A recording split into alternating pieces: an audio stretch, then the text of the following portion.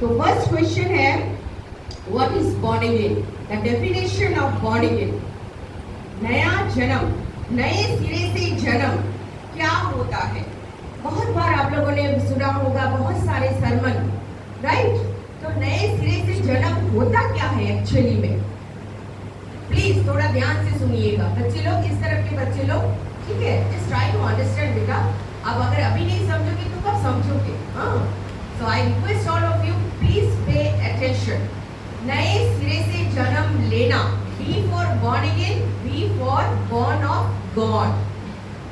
Born again ये शारीरिक नहीं है, this is not physical, this is not natural, this is not physical, this is not natural. What is this? This is spiritual. Born again है आत्मिक जन्म। ये आत्मिक जन्म होता क्या है? मैं आऊंगी, धीरे धीरे आऊंगी, क्योंकि शरीर से तो हम देखते हैं हमारा जन्म। For example, today is my birthday, right? Today is my birthday, what does it mean? Mean इसका अर्थ ये है कि आज के दिन मेरा जन्म हुआ था इस संसार में। इस संसार में मैं आई इस दिन 15 अक्टूबर के दिन। कैसे आई मैं? शरीर में आई, इतनी छोटी बेबी, ओके राइट? समझ रहे हैं ना आप लोग? इतनी छोटी बेबी होके आई मैं, शरीर में आई। वैसे ही हमारा एक जन्म होगा आत्मा में, और जिस दिन हमारा जन्म होगा आत्मा में, हम परमेश्वर के राज्य में प्रवेश करेंगे। तो born again means born of God. Born again is not natural, born again is not physical, born again is spiritual. इतना याद रख लो खाली, ठीक है? लिखना चाहते हो तो लिख लो, कॉपी में लिख लो। Born again means born of God, okay? दूसरा क्वेश्चन में बढ़ेंगे, हम आगे बढ़ेंगे। मैंने बोला ज्यादा टाइम में नहीं लूंगी। दूसरा क्वेश्चन है, how important it is to be born again? ये नए सिरे से जन्म लेना, नूतन जीवन कितने जरूरी, जरूरी की? Is it important? Yes. Is it important? Yes. इसके बिना होगा क्या? नो। कितना इम्पोर्टेंट है ये? थोड़ा नहीं, कितना इम्पोर्टेंट है ये मैं नहीं बताऊंगी, हम देखेंगे प्रभु यीशु मसीह क्या कहते हैं। आप लोग निकालिए बाइबल, जॉन चैप्टर 3 वर्स 3 और वर्स 5 पढ़िए। उड़िया में पढ़ लीजिए कोई जोर से, पढ़िए पढ़िए।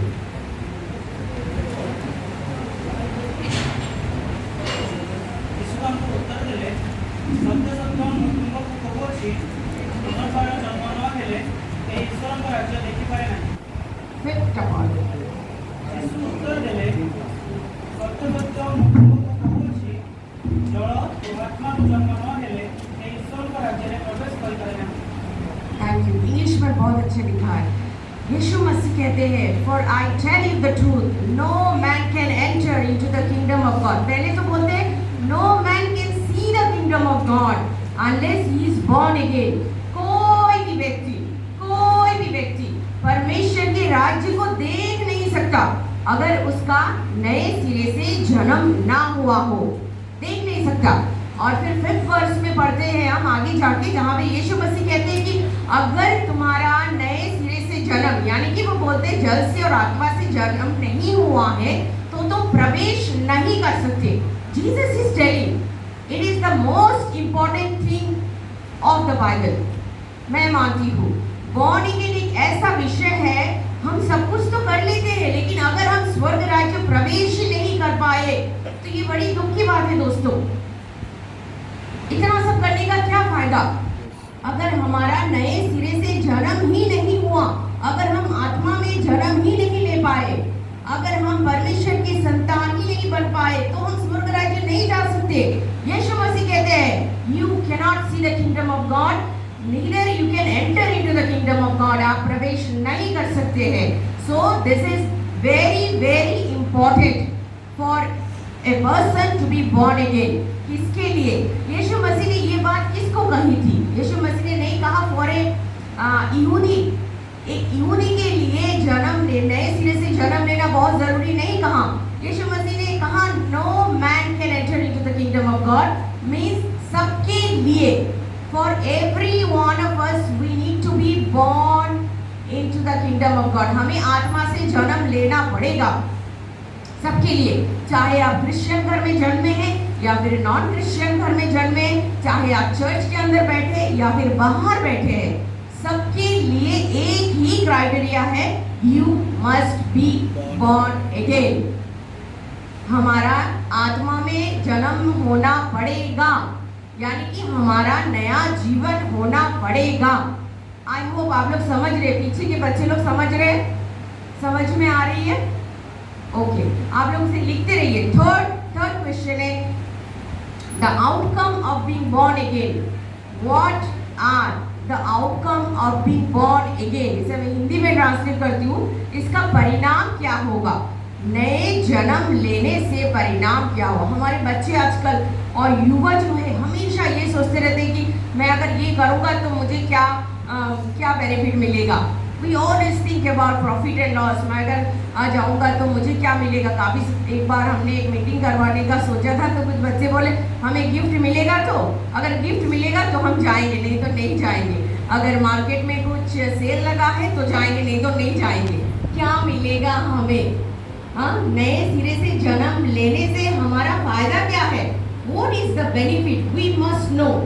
मैं ब्लेसिंग नहीं बोलूँगी, मैं बेनिफिट ही बोलूँगी, क्योंकि आप लोग बेनिफिट सुनना ज़्यादा पसंद करते होंगे कि फायदा क्या होगा हमारा आत्मा में जन्म लेने से, क्या फायदा होगा, क्या बेनिफिट होगा, क्या परिणाम होगा, ये हम देखेंगे दोस्तों। और मैं चाहूँगी कि आप लोग फटाफट वर्ड्स लिख लीजिए, क्योंकि ये बहुत ही इम्पोर्टेंट है। I praise God because this is come from the Lord for all of you. Please write it down. There are 7 points. अगर आपका नए सिरे से जन्म होता है तो क्या होगा? नंबर 1 लिखिए, आप सबसे पहले परमेश्वर की आवाज को सुनेंगे। बहुत सारे लोग सुनना चाहते हैं कि प्रभु मुझसे बात करें, प्रभु मुझसे बात करें। बाइबल भी पढ़ लेते हैं, लेकिन वो परमेश्वर की आवाज को नहीं सुन पाते। परमेश्वर की आवाज को सुन पाएंगे। आपको याद है जब निकोदेमस कौन है? पता है? किसे पता है? बोलिए। यहाँ पे पता है, पीछे में निकोदेमस। Who is Nicodemus?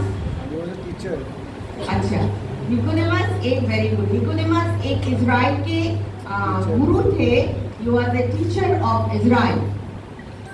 और निकोदेमस के बारे में थोड़ा हमें जानना चाहिए, क्योंकि यीशु मसीह ने ये बॉर्न अगेन के बारे में सबसे पहले निकोदेमस से बातें की थी।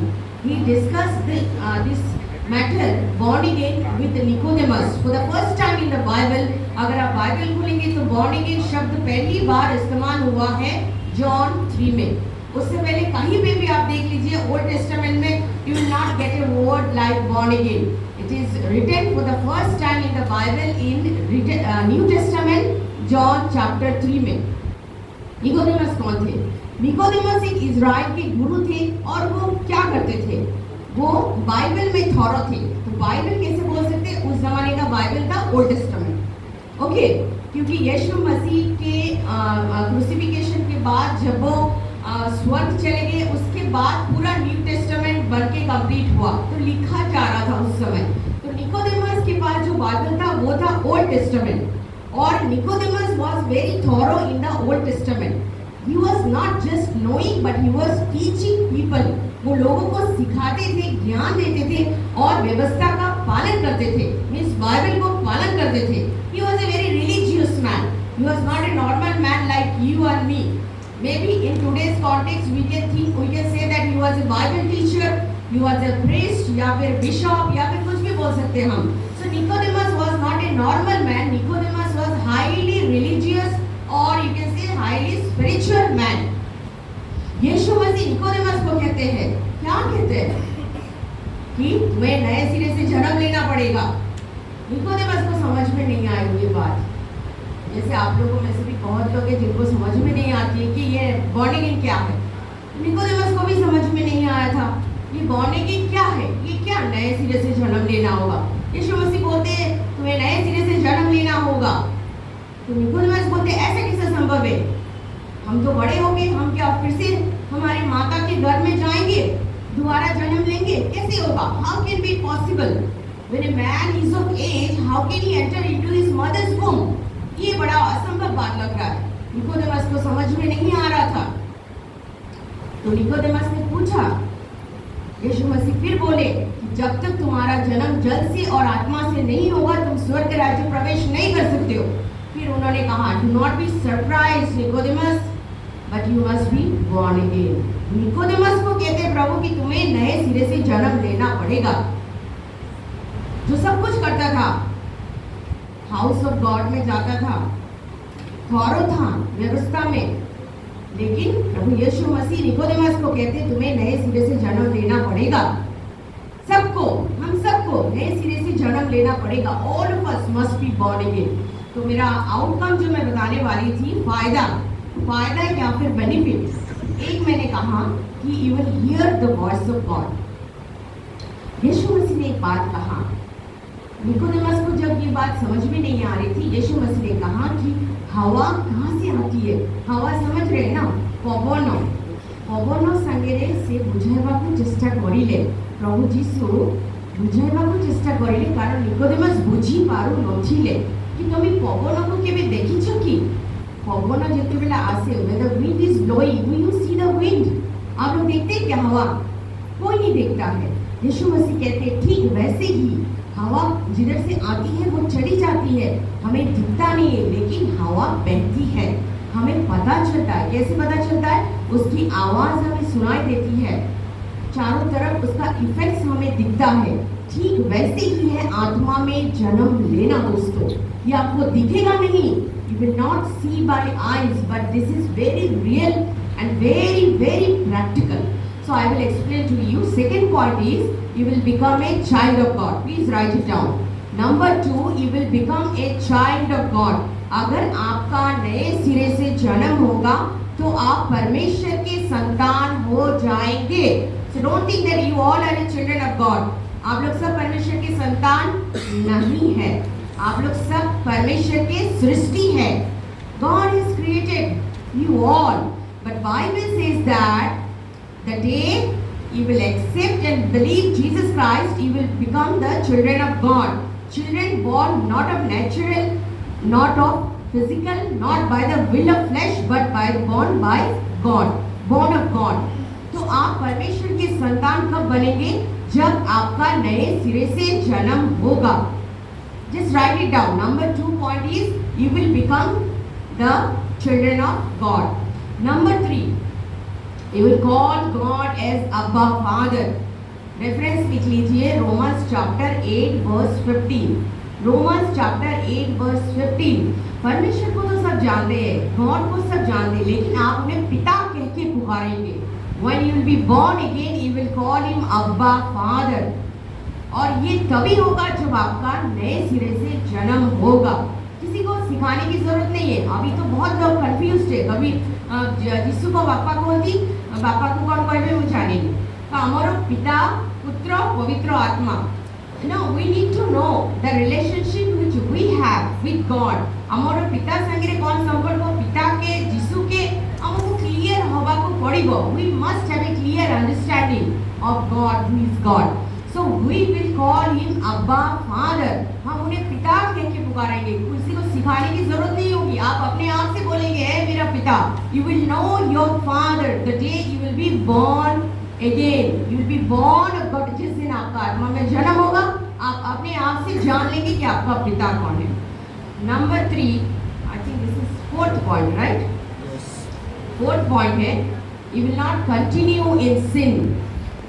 आप लोगों ने कल से बहुत सुना है ना, भाई से साधन ब्रदर इतने अच्छे से समझा रहे हैं, लेकिन हम लोगों का स्ट्रगल है ना, हम लोगों का many of the youth are struggling with sin. हो सकता है आप लोग किसी को नहीं बोल पा रहे, but you know the struggle you are going through. आप जानते हैं किस तरीके का स्ट्रगल है। आप कोशिश करते हैं कि मैं झूठ नहीं बोलूंगा, लेकिन फिर भी बोल लेते हैं। कोशिश करते हैं कि नहीं मैं मोबाइल उठा के नहीं देखूंगा, फिर भी दिख जाता है। No, porn sites and all things, these are coming on mobile. Mobile में आता रहता है। आजकल तो बहुत इजी है। आप कोशिश करते हैं कि नहीं वो देखी भी नहीं, फिर भी आप लोग देख लेते हैं। This is called the struggle with sin, and this struggle will end. ये struggle कैसे खत्म होगा? कुछ तो करना पड़ेगा ना। प्रभु का वचन कहता है he who is born of God will not continue in sin। इसे आप लोग जरूर पढ़िएगा। पहला योना 3:9 में लिखा हुआ है। First John chapter 3 verse 9 it is written he who is born of God will not continue in sin। इसका अर्थ समझ रहे? मतलब जो गलत काम पहले करते थे वो नहीं कर पाएंगे। See, we all are sinners। Bible कहता है कि सारे मनुष्य पापी हैं। Galatians chapter 3 verse 22 में लिखा है The scripture says that the whole world is a prisoner of sin। Why it is telling prisoner? Prisoner का अर्थ है बंदी। क्या हम बंदी है क्या? हम तो जेल में नहीं है। Are we in jail? We are not in jail, but we are in the bondages of sin। आप लोगों को हम एक स्किट दिखाएंगे, आप लोगों को समझ में आएगा। हम सब पाप में बंदी है।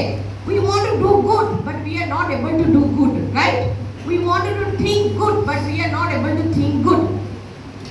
आप किसी वचन कहता है किसी से जेलस नहीं होना, फिर भी जेलसी आ जाती है, right? So this is called the struggle of sin। आप अच्छा करना चाहते हैं लेकिन नहीं कर पाते हैं। लेकिन जिस दिन आपका बॉर्न अगेन हो जाएगा, परमेश्वर के राज्य में आप जन्म लेंगे, प्रभु आपको सामर्थ्य देंगे और जो आप करते थे पहले वो आप नहीं कर पाएंगे। He will not continue in sin। Means आप कंटिन्यू समझ रहे हैं ना, नहीं कर पाएंगे। धीरे धीरे करके होगा। इतने सारे नहीं कि एक दिन में आप पूरा बंद हो गया। मेरा धीरे धीरे हुआ। मैं भी झूठ बोलती थी, जब जरूरत पड़ता था मैं झूठ बोलती थी। मेरे मन में भी कंपटीशन था, मेरे मन में भी ईर्ष्या था। I was also having jealousy, hatred, थोड़ा तो था, सबके मन में जैसे होता है। But you know the day I came to know the Lord Jesus Christ, जिस दिन मैं यीशु मसीह को जानी, प्रभु मुझे सिखाने लगे, नहीं बच्चा तुम झूठ नहीं बोल सकती, तुम दूसरों के बारे में गलत नहीं सोच सकती। You cannot hate a person, you cannot have jealousy। These are the things which you know when he comes into our life he teaches। वो हमें सिखाते हैं और वो हमें शक्ति देते हैं। यीशु मसीह हमें शक्ति देते हैं। तो हमारा आत्मा में जन्म लेना बहुत ही जरूरी है। नेक्स्ट पॉइंट, आप you will do what is right। First John chapter 1 verse 29। Write down the verse please। First John chapter 1 verse 29 जहाँ पे लिखा हुआ है He who is born of God will do what is right। क्या सही है आप करेंगे और वो आपको मदद करेंगे। प्रभु यीशु मसीह आपको शक्ति देंगे अच्छा करने के लिए, अच्छा पढ़ने के लिए, सच बात बोलने के लिए, अच्छा बच्चा होने के लिए। आपके माँ बाप लोग कभी कभी बोलते होंगे ना, तू बेकार है, तू नालायक है, तू कुछ नहीं कर पाया। आप देखिएगा आपका जिस दिन प्रभु के साथ एनकाउंटर होगा, यीशु मसीह आपके जीवन में आएंगे, आपका जीवन बदल जाएगा। बहुतों का हुआ है ऐसे, हमारे पास बहुत सारी गवाही है। इतुस मिनिस्ट्री में बहुत सारे बच्चे हैं जो ये टेस्टिफाई करते कि यीशु मसीह से उनका जिस दिन मुलाकात हुआ उसके बाद उनका जीवन बदल गया। वे अच्छे पढ़ने लगे। वे सोसाइटी में बोलते थे लोग ये लड़का बहुत गंदा है, ड्रग्स खाता है, शराब पीता है, गंदा कंपनी है, लेकिन यीशु मसीह के जाने के बाद उसका जीवन बदल गया। हमारा एक बच्चा है फतीन सही का, और वो बच्चे को देख के बुजुर्ग लोग, बड़े लोग, बच्चे लोग सब बोलते कि व्हाट ए चेंज, इतना अच्छा बच्चा हो गया। वो कैसे हुआ? यीशु मसीह उसके जीवन में जिस दिन आए उसका जीवन बदल गया दोस्तों। उसके बाद देखेंगे next point, you will love people। you will love people। First John chapter 4:7। आप लोग लिख पा रहे तो यहाँ मैं रिपीट करूँ, ये 6 है। हाँ 6, number 6, you will love people। ये भी कंप्लेन होता होगा ना, माँ बाप लोग बोलते होंगे ना, तू जम्मा भलो पाऊँ हमको भलो पाऊँ, you are so selfish, you are so bad, you are not able to love people, you hate them, you take revenge। हम दूसरों से बदला लेते हैं, हम लोगों के साथ प्रेम नहीं कर पाते। पास्टर जी कहते हैं प्रेम करो, love of everyone, but we are not able to do। But when you will have this encounter with Jesus Christ, जिस दिन आपका आत्मा में जन्म होगा, आप लोगों को प्रेम कर पाएंगे। मैं भी नहीं कर पाती थी। I also did my engineering, I was a highly technical, मैं टेक्निकल थी और इतनी बुरी भी नहीं थी, लेकिन सिर्फ अपने मम्मी पापा से प्यार करूंगी, अपने बहन अपने लोग और बाहर वालों से मैं इतना प्यार नहीं कर सकती। यीशु मसीह मेरे जीवन में आने के बाद वो सिखाते दूसरों से प्यार करो, तुम्हारे पास कुछ अच्छा चीजें तो दे दो। नो, यीशु मसीह हमें सिखाते। और दोस्तों, इसको करने के बाद इतना मजा आता है, इतना अच्छा लगता है। When we love people through the strength of God, आप दूसरे लोगों को प्रेम कर पाएंगे और प्रभु यीशु मसीह आपको सिखाएंगे सच्चा प्रेम, वो कंडीशनल वाला प्रेम नहीं। मैं वो क्या बोलते हैं आजकल का जो चॉकलेट प्रेम, अफेयर वाला प्रेम की बात नहीं करूँ। आप बड़े बुजुर्गों को सम्मान देंगे, आपके माता पिता से प्रेम कर पाएंगे, आपके भाई से, बहन से।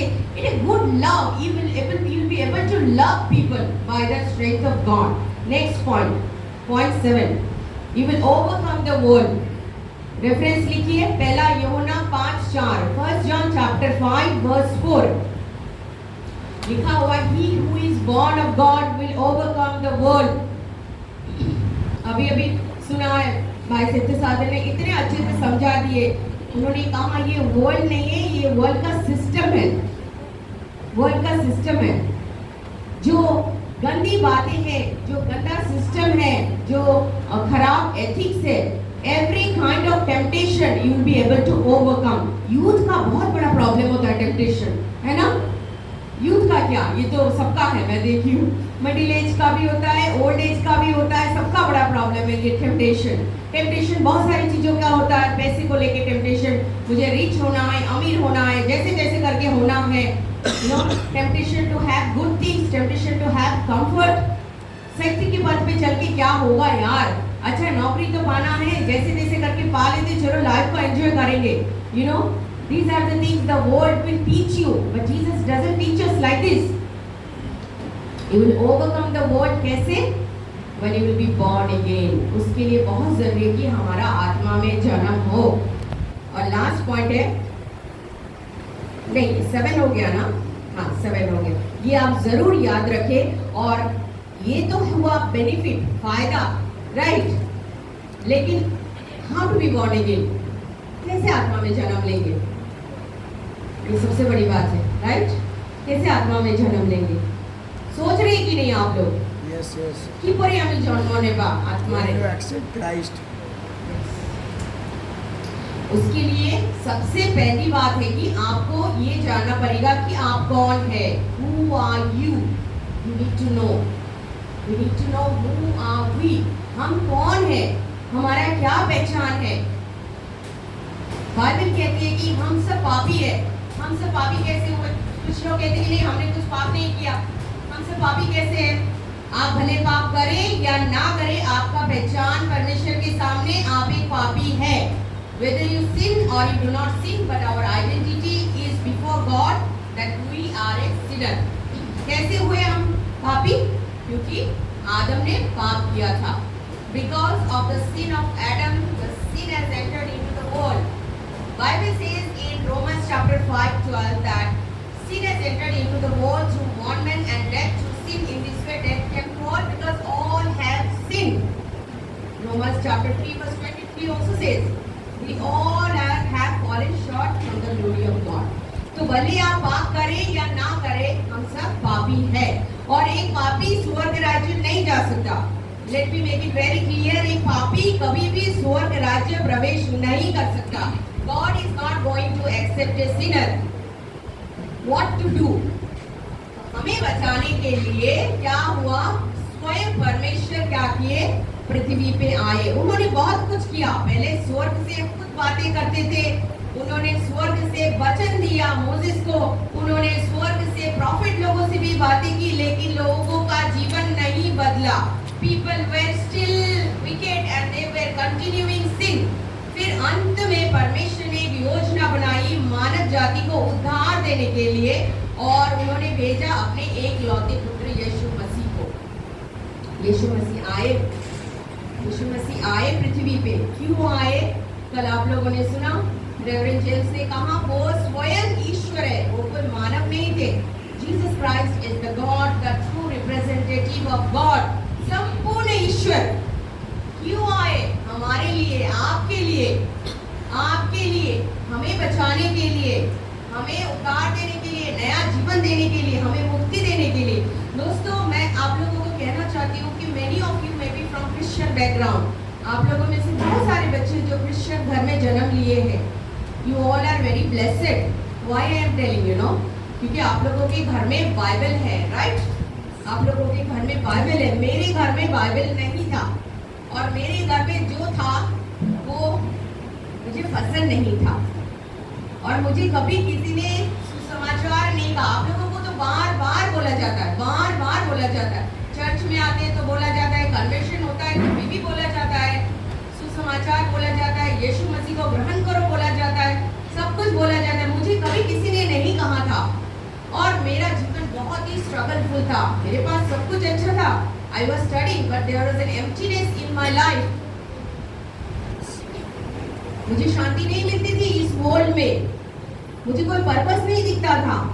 मुझे लगता था क्या इतनी खराब दुनिया है, this is not a good world, this is not a good place to live. I was searching for peace, और मैं शांति ढूंढती रहती थी। कभी मंदिर में जाती थी, कभी इस मंदिर, कभी उस मंदिर, लेकिन यीशु मसीह को मैं कभी नहीं ढूंढी, क्योंकि मैं सोचती थी कि यीशु मसीह जो है वो एक क्रिश्चियन गॉड है।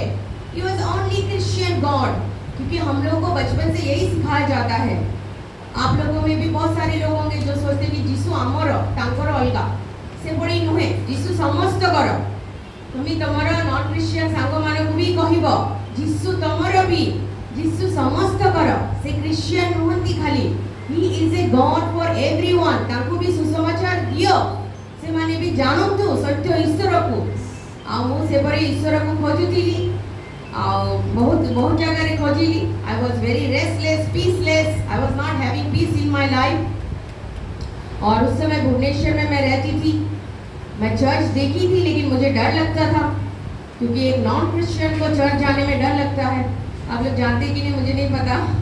वो सोचते कि कौन क्या पूछ देगा, कहाँ से आए, पता नहीं, धक्का देके निकाल दिया तो मैं कभी मन में था, लेकिन मैं कभी नहीं गई। लेकिन मैं सत्य ईश्वर को जानना चाहती थी कि कौन है सत्य ईश्वर। ईश्वर के बारे में ज्ञान होना बहुत जरूरी है दोस्तों।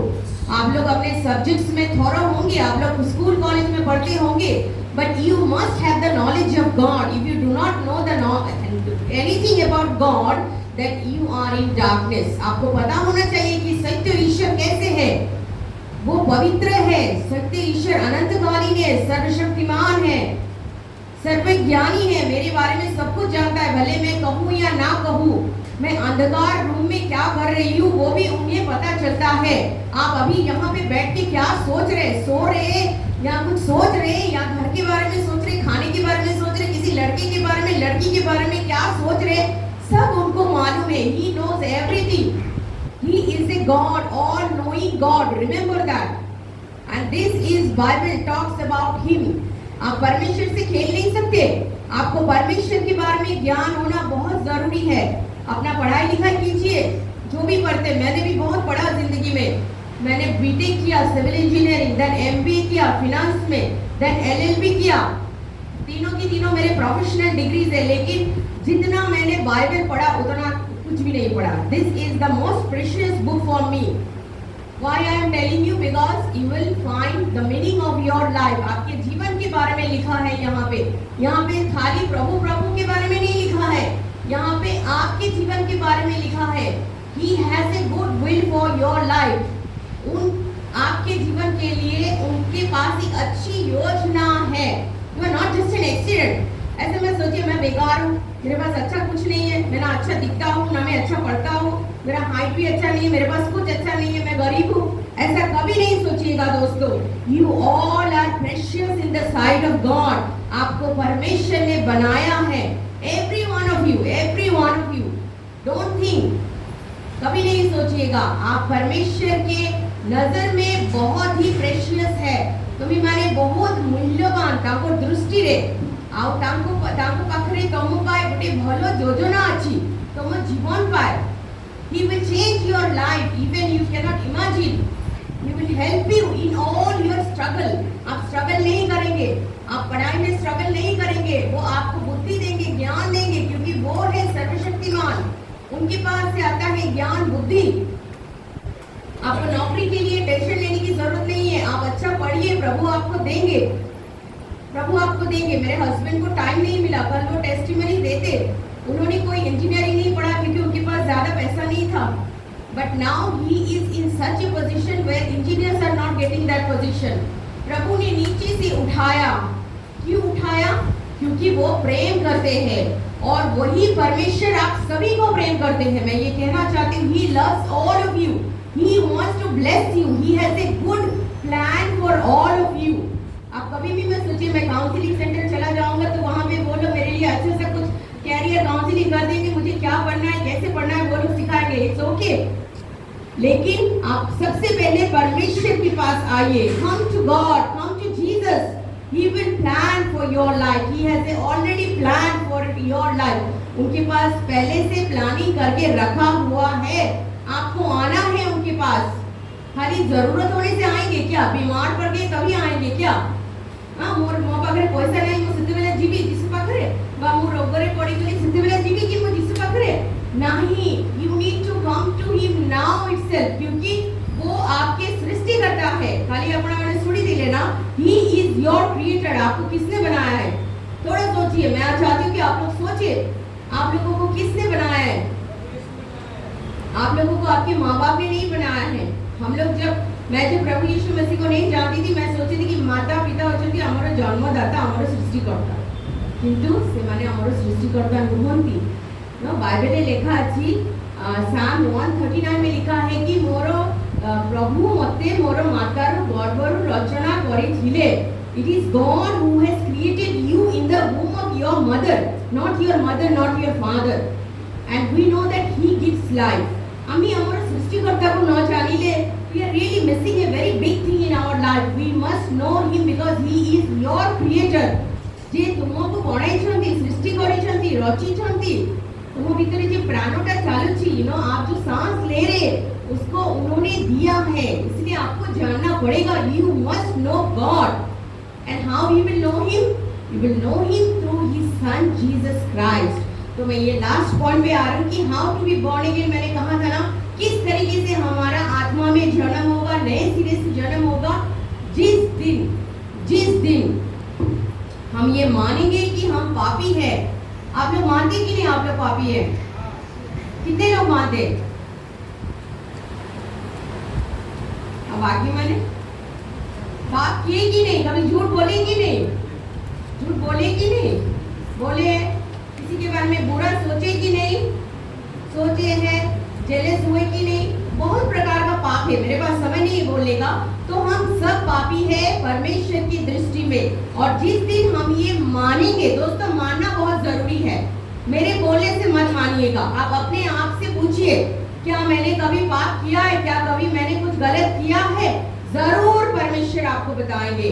और जिस दिन आप ये मानेंगे कि मैं एक पापी हूँ और मुझे उद्धार चाहिए, जिस दिन आप ये मानेंगे कि मुझे उद्धार चाहिए, और जिस दिन आप अपने मुंह से स्वीकार करेंगे, वचन कहता है Romans chapter 10 verse 9 to 10, if you confess with your mouth that Jesus is the Lord and believe in your heart that God has raised him from the dead, you will be saved। उसी दिन आपका उद्धार होगा, उसी दिन आप पाएंगे नया जीवन। तो इसके लिए बहुत जरूरी है कि आप अपने पापों को स्वीकारें। परमेश्वर से कुछ ना छिपाइए दोस्तों, कुछ फायदा नहीं होगा, किसी का कुछ फायदा नहीं होगा, आपका ही नुकसान होगा। जितना जल्दी हो सके आ जाइए प्रभु के पास और अपने पापों के लिए क्षमा मांगिए। कहिए, प्रभु मुझे क्षमा कर, मैंने आपके विरुद्ध में पाप किया है। और आप जानते हैं आपने किस किस के विरुद्ध में पाप किया है? याद है आपको प्रोडिगल सन ने क्या किया था? प्रोडिगल सन ने कहा है, प्रभु मैंने आपके विरुद्ध में पाप किया और मैंने मेरे बाप के विरुद्ध में पाप किया। उसने उठा, वो वापस गया, अपने बाप के पास वापस गया। आपको भी आज ये निर्णय लेना है। आपने अगर किसी के विरुद्ध में पाप किया है, आज आपको निर्णय लेना है। सबसे पहला पाप किया आपने परमेश्वर के विरुद्ध में, और उसके बाद आप सोचिए आपने किसको किसको दुख दिया। आपने अपने मम्मी डैडी के साथ कभी बुरा व्यवहार किया, उनको चिल्लाया, उनको डांटा, भला बुरा उन्हें कहा, आपको याद आ जाएगा।